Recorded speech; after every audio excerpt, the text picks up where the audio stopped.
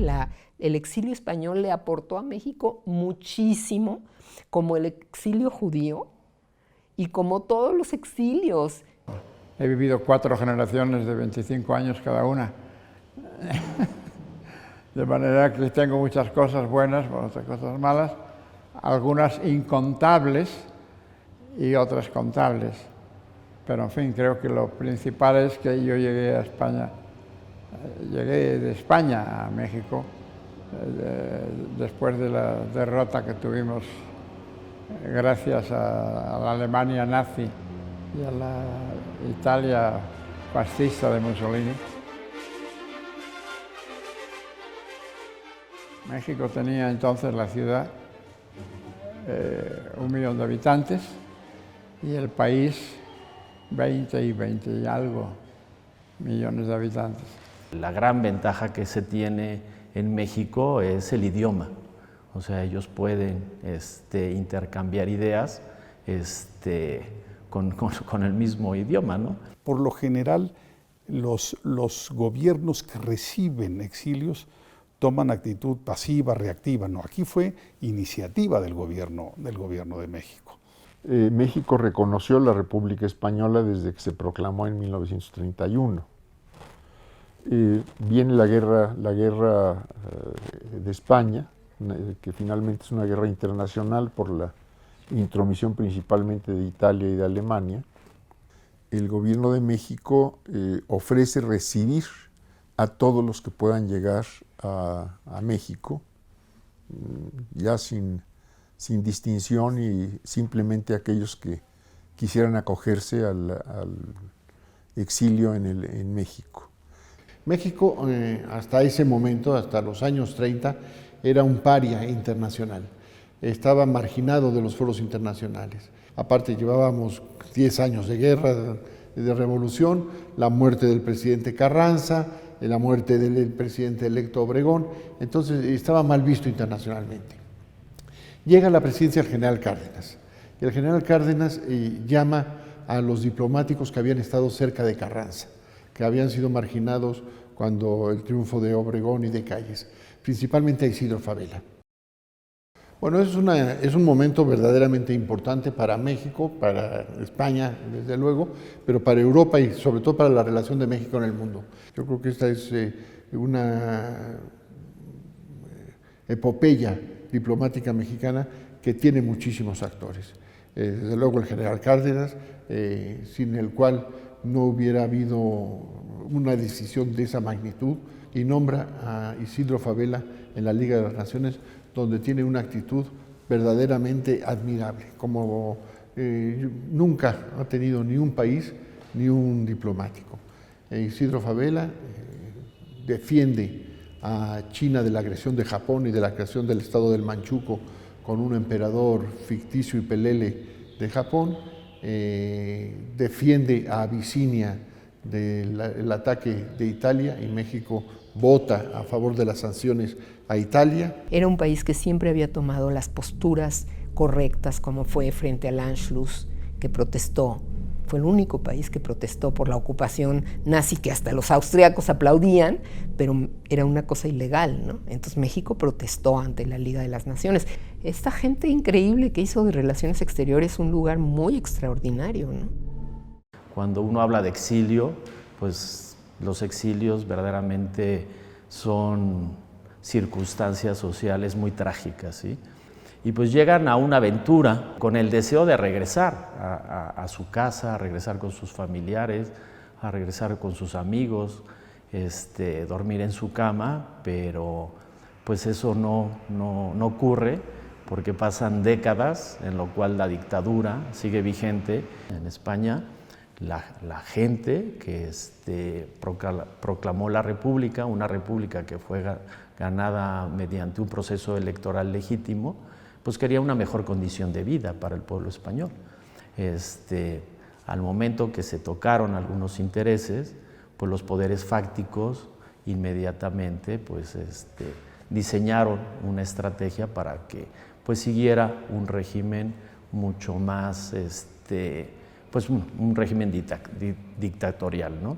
Y ellos tuvieron la ayuda, en primer lugar, del régimen nazi de Alemania, del régimen fascista de Italia, y además la complicidad descarada y vergonzosa de las democracias occidentales. Es el primer acto de la Segunda Guerra Mundial. Es donde los que van a ser aliados posteriormente y el eje Alemania e Italia fundamentalmente prueban sus armas, prueban cómo funcionan, prueban sus alianzas y se empeñan en tener un triunfo en este primer acto. El borrego que eligen para ser sacrificado es el gobierno de la República Española y la República Española. Es un exilio muy particular, el exilio español. Es quizá el único exilio en que lo que sale es un Estado.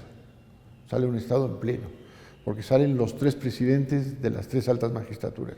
El presidente de la República, el presidente de las Cortes y el presidente de gobierno. El gobierno de México, por el contrario, respetuoso de sus compromisos internacionales, defiende a la República Española en los diversos foros que había en esa época, y esta es la razón por la cual el gobierno de México pues, no siempre la llevó bien con otros países justamente en torno al asunto de la República Española. Fabela tiene y pronuncia 2 o 3 discursos en la Liga de las Naciones que son memorables, defendiendo a la República Española, defendiendo al gobierno español y sobre todo exigiendo a la Liga de las Naciones la aplicación de la normatividad internacional. Y eran puntos fundamentales: no intervención, autodeterminación de los pueblos, y México como un país débil, el único escudo que tenía para las agresiones era la legislación y la normatividad internacional.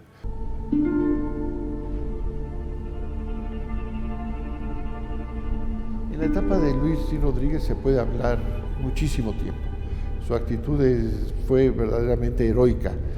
Era un hombre que había sido muy cercano al general Cárdenas, su secretario particular, y Cárdenas, yo creo que por esa razón lo manda a proteger a los españoles y lo manda como embajador en Francia.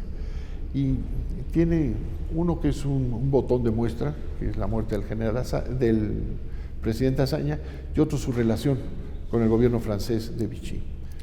El presidente Azaña, cuando Francia e Inglaterra reconocen el gobierno de Franco, sale de París, presenta su dimisión al presidente de las Cortes, se va a Burdeos y empiezan a llegar los franquistas a por él.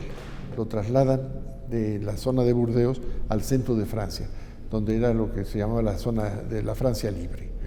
Y ya está muy enfermo, y la esposa de Azaña llama a Luis C. Rodríguez, que está a 60, 80 kilómetros, y le dice: señor embajador, está pasando esto.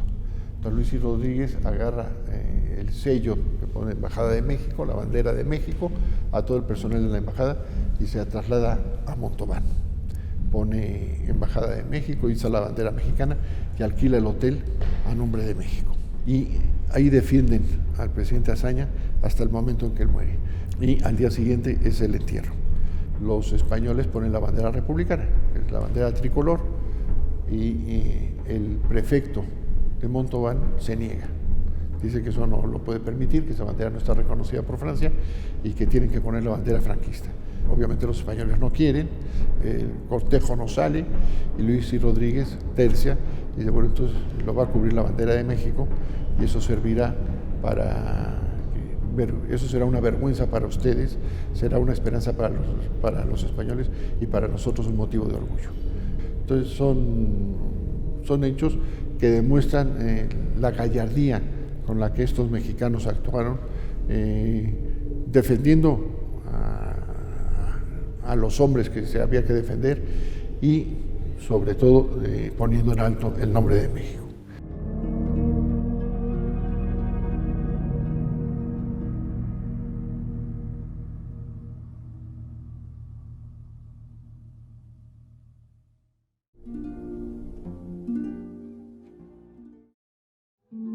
Él es muy trabajador, de un carácter muy mexicano, muy inteligente, muy informado, siempre estuvo muy informado. Gilberto Bosques, que primero era el cónsul general en Francia, cuando la embajada se traslada a Burdeos abren el Consulado General en Burdeos. En Burdeos no había refugiados, o había muy pocos, todos lo trasladan a Marsella, y en Marsella él establece el centro de acogida de los españoles, pero también de quienes habían luchado en las brigadas internacionales y de los judíos que podían venir a México. Los que tenían la firma de Gilberto Bosques tenían fe para la vida. Su abuelo tenía una biblioteca en la que había libros de todos los idiomas y revistas de todo el mundo, y él estaba súper enterado de lo que estaba pasando en el mundo desde muy niño.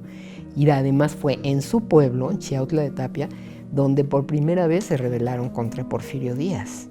Y él tenía 8 años y lo marcó. Y bueno, se dan las circunstancias de la revolución. Él, por supuesto, que empieza a ser perseguido porque él era representante de los estudiantes, líder estudiantil. Y entonces se tiene que ir a esconder. Y se esconde por ahí, por la serranía, que es la frontera con Guerrero. Y él empieza a platicar con los rancheros y la gente empieza a entender de lo que se trata la revolución en esa zona. Y en eso, bueno, pues ya al triunfo de la revolución, regresó a Puebla. Regresó a Puebla. Por eso es reconocido como precursor de la revolución. Él era periodista, era maestro, fue maestro y tenía así diversos puestos hasta que empieza a ser director del Nacional. Y entonces él sabe perfectamente lo que se está fraguando en Europa. Luis Enrique Erro y Manjarrés le dicen a Lázaro Cárdenas que lo debería demandar a él, que es un hombre que sabe muy bien organizar gente, procesos, porque estaban ya pensando traerse a todos los españoles que iban a quedar verdaderamente desprotegidos si ganaba Franco, ¿no? Y ya que se da la derrota de la Guerra Civil Española, entonces estaba Bassols en Francia y él ya estaba empezando a organizar estos 3 barcos que llegaron primero, el Ipanema, el Mexique y el Sinaya. Él llega a Francia en 1938 y ahí pasan el año nuevo de 1939 y es en 39 cuando estalla la guerra y entonces ya él participa en el envío de estos barcos, no oficialmente, ¿no? Bassols se viene a México y él se queda como cónsul y él ya está pendiente de todo lo que está pasando con los españoles, porque fue en 39 cuando ellos cruzan, 500,000 españoles cruzan la frontera de España a Francia. Tú entendías la problemática de los franceses igual de recibir a 500,000 personas. Horrible, porque las ponen en unos campos de concentración. No había servicios, no había baños, no había techo. Era invierno, era en enero y Hitler ocupa París.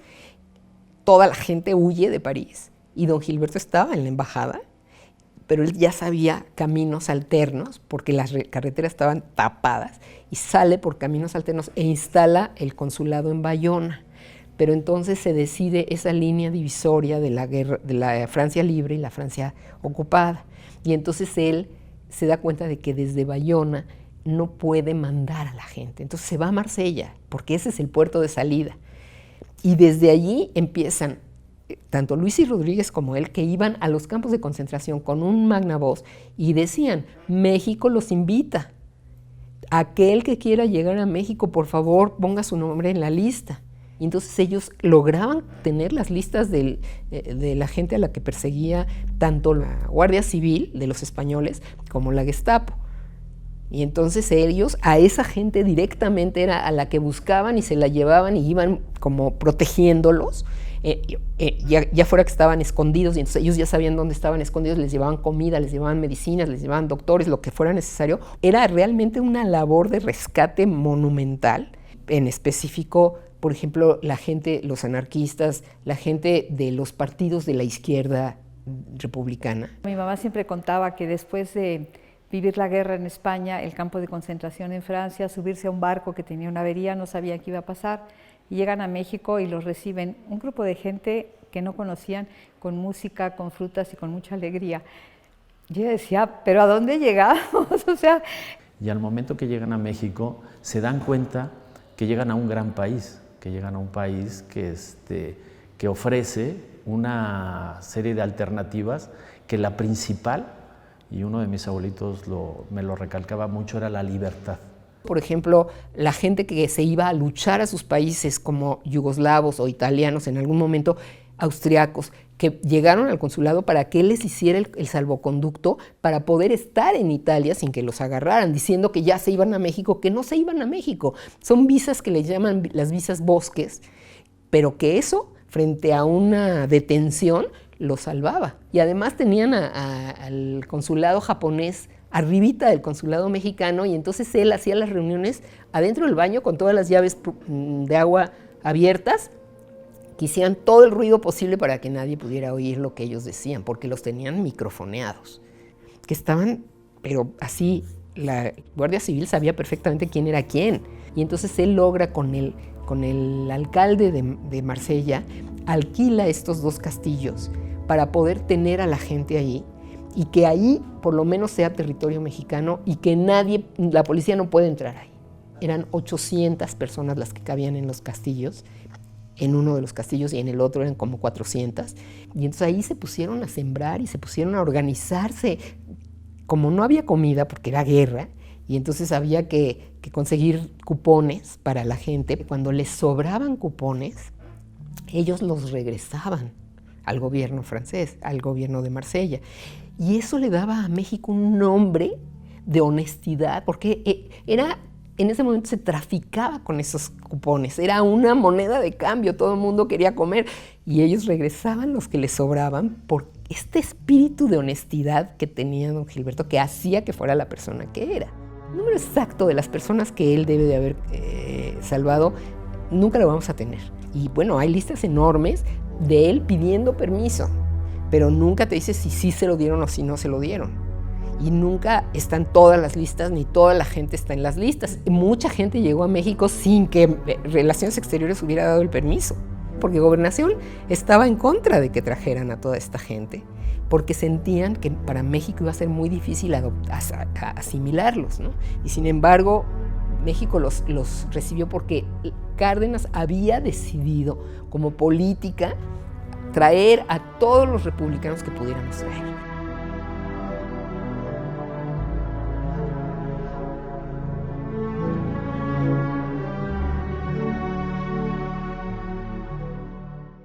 Es difícil asimilar que hace 80 años llegaron los abuelos. Mis abuelos ya no están aquí conmigo, pero de verdad que me dejaron una conciencia y un compromiso para preservar la memoria de sus luchas y el sentido de su vida. Y creo que es el sentido más importante de esta conmemoración, recordar que los gobiernos solidarios con aquellos que han sido democráticamente electos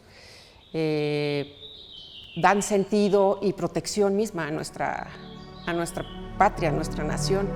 Primero, mi padre pues, fue un político que se hizo en la lucha de la Revolución Mexicana, y cuando tuvo responsabilidades de carácter político, yo creo que estuvo siempre muy cerca de los problemas y buscando darles solución.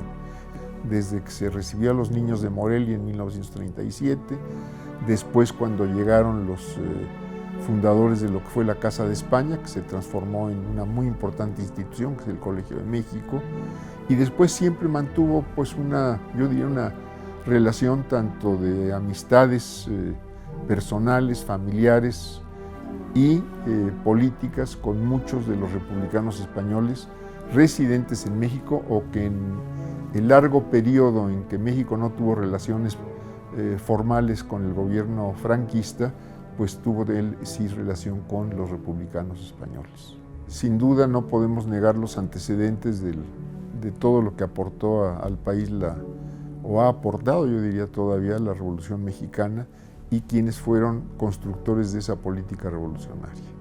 Yo creo que el practicar el llevar a la práctica estas políticas de amistad, de verdadera amistad, será muy importante para nuestro país también. Y creo que es de gran relevancia para el mundo, porque estas almas de ese tamaño, que además no siempre tienen las circunstancias para desplegar el potencial de esa alma tan grandota, y él la tuvo y no desaprovechó la oportunidad, y lo hizo en cada minuto, en cada momento, en cada fase de la vida que tuvo que enfrentar. Y yo creo que eso es algo que tenemos que tener presente, porque nos enaltece a toda la humanidad.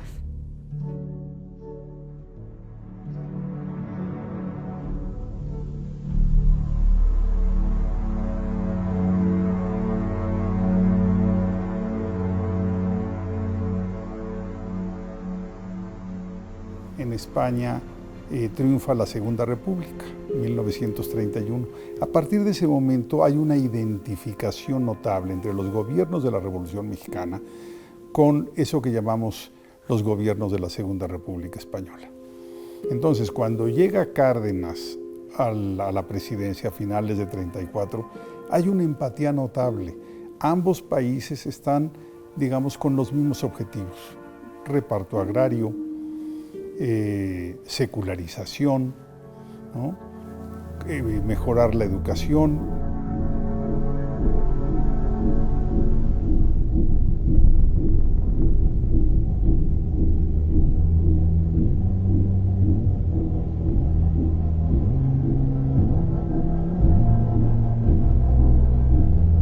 Cuando se da el alzamiento militar de julio de 36, inmediatamente el gobierno de México dice que ellos van a apoyar con todo al gobierno español. A pesar de la ayuda del gobierno de Cárdenas, el destino militar de la guerra civil no fue favorable al gobierno legal, al gobierno republicano. El apoyo alemán, el apoyo italiano y la participación en el bando nacional, en el bando franquista, de un mayor número de militares profesionales, pues dio como resultado un resultado adverso.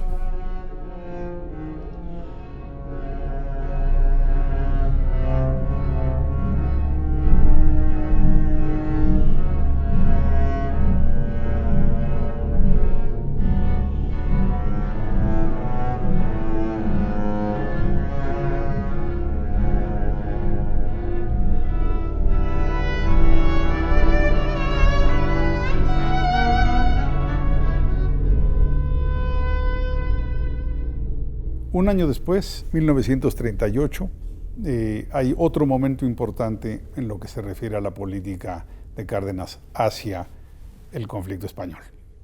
A propuesta del que estaba de representante diplomático de México en Lisboa, Daniel Cosío Villegas, el gobierno de México invita temporalmente a algunos intelectuales, profesores, científicos, académicos españoles a que se trasladen aquí al país, continúen con sus actividades, aporten sus conocimientos a México y luego regresen a España, porque todavía el gobierno de México confiaba en un resultado favorable.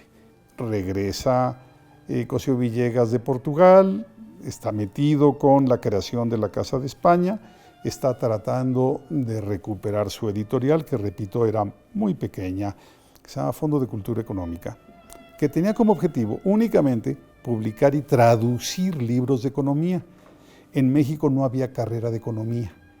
Entonces, estos grandes creadores de instituciones, que son admirables, a los pocos años se dieron cuenta que esa nueva carrera de economía en México, en la Universidad Nacional, pues no contaba con libros adecuados para los alumnos y para los profesores. Gracias a estos traductores que transformaron el Fondo de Cultura Económica con el genio de Cosío Villegas atrás, conocimos los grandes libros de cada disciplina del siglo XX.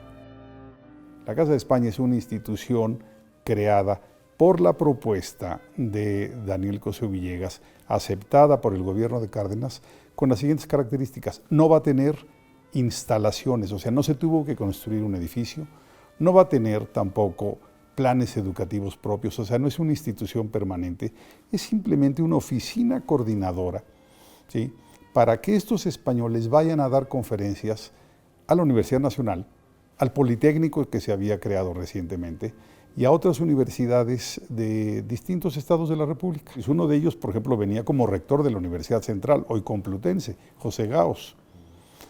Eran 11 hombres de extraordinaria categoría y una mujer, María Zambrano. Por eso se les llamó los 12 apóstoles. León Felipe, Recasensiches, Moreno Villa, Adolfo Salazar, o sea, los nombres son extraordinarios y fueron realmente muy dedicados, muy esforzados en su trabajo. Estaban muy agradecidos, claro, con la preocupación de que todavía la guerra estaba en España con sus familias. Bueno, algunos de ellos las pudieron traer. Vino inicios de 39, abril, la derrota del gobierno del ejército republicano, y entonces muchísimos intelectuales, profesores, académicos, científicos, artistas españoles, ¿sí?, sabiendo que en México se había abierto esta Casa de España, empiezan a mandar solicitudes, y en unos meses el número de 12 pasa a 20, y luego a 40, y luego a 60, hasta que un momento dicen, ya no tenemos posibilidad, ¿sí?, de incorporarlos en este esquema, tenemos que cambiar la modalidad. Además se acercaba el fin del gobierno de Lázaro Cárdenas, y la Casa de España pues era muy vulnerable, no tenía edificio, no tenía presupuesto, dependía de la simpatía de Lázaro Cárdenas y del trabajo de Daniel Cosío Villegas. Por cierto, en 1939, al mismo tiempo que aumentaba el número de solicitudes, regresó a México Alfonso Reyes. El gobierno de Cárdenas lo nombró presidente de la Casa de España. Y entonces Daniel Cosío Villegas y Alfonso Reyes, que aunque era uno historiador y el otro escritor, era gente muy inteligente y con enorme intuición política, le proponen a Lázaro Cárdenas, y esto se hace en octubre de 40, a escasas semanas de que él entregue la presidencia, de que se cambie la institución, de que la Casa de España se convierta en el Colegio de México, con instalaciones propias, con programas educativos propios, ya insertada ahora sí en la Secretaría de Educación Pública, con un presupuesto fijo. Yo creo que la idea fue genial. Se tomó otra decisión, que no iba a haber competencia con otras instituciones mexicanas, que el Colegio de México se iba a abocar a humanidades y ciencias sociales y de preferencia posgrado. Entonces, los científicos que habían llegado, y habían llegado maravillosos científicos, ¿sí?, fueron enviados o a la UNAM, todavía no se llamaba UNAM, todavía no era autónoma, o al Politécnico, algunos a universidades de eso que llamábamos antes provincia. Ese es uno de los grandes legados que nos dejó el exilio español, porque no solamente fue en educación, también, por ejemplo, llegaron muy buenos médicos que enriquecieron el sistema hospitalario en ese entonces naciente en México. En fin, esa fue la circunstancia. ¿Cómo llegaron a México? Para concluir con este tema, hay dos posiciones. Una, el gobierno no solamente dio apertura, sino que tomó iniciativa, que eso es muy distinto. Por lo general, los gobiernos que reciben exilios toman actitud pasiva, reactiva. No, aquí fue iniciativa del gobierno de México. Un segundo papel que sí hay que reconocer es que la sociedad mexicana se dividió. Hubo sectores progresistas, por ejemplo la CTM, que les abrieron los brazos, pero hubo también sectores de la sociedad impulsados pues a veces por la Iglesia Católica o agrupaciones políticas conservadoras, en que rechazaban la llegada de los rojos, así les decían. Yo creo que eso, bueno, con el tiempo, incluso los más reacios a la llegada del exilio español terminó por reconocer que llegaron extraordinarios seres humanos y que llegaron a trabajar y a aportarle cosas a México.